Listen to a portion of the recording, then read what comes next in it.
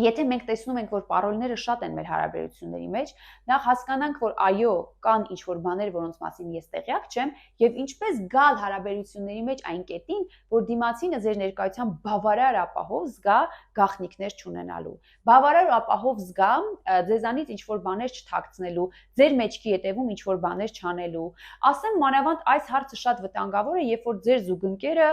մեծ կարողության տեր է, որովհետեւ հարուստ մարդկանց պարագայում լինում են դեպքեր, որ վերջում պարզվում է, որ մի ինքը 3-4 ընտանիք ունի տարբեր երկրներում եւ այսպես հեռախոսով կարողանում է այդ ամբողջը կառավարել։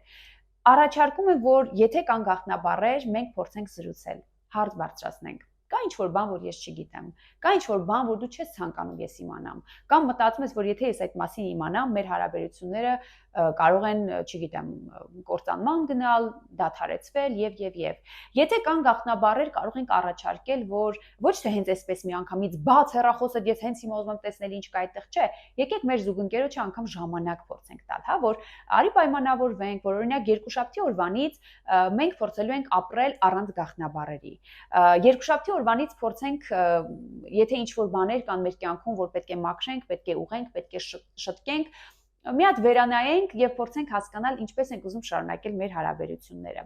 Ասեմ, որ սա չի վերաբերվում երեխա ծնող հարաբերություններին, ընկերներ։ Այդտեղ գաղտնաբառեր ունենալը ուրիշ բացատրություն ունի։ Ես խոսում եմ զույգային հարաբերությունների մեջ,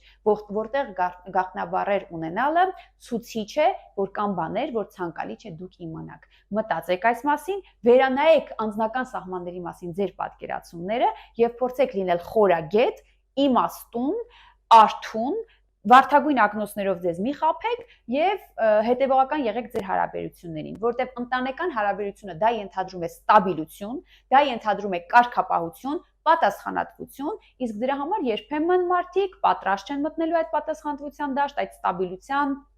այդ հստակ հարատև գործողությունների ընթացքին, իրանք ուզում են շարունակել ապրել կյանք այնպես, ինչպես նախկինում են ապրել, այսպես չաթ անել սրա հետ, նրա հետ, հազարավոր մարդկանց հետ շփվել,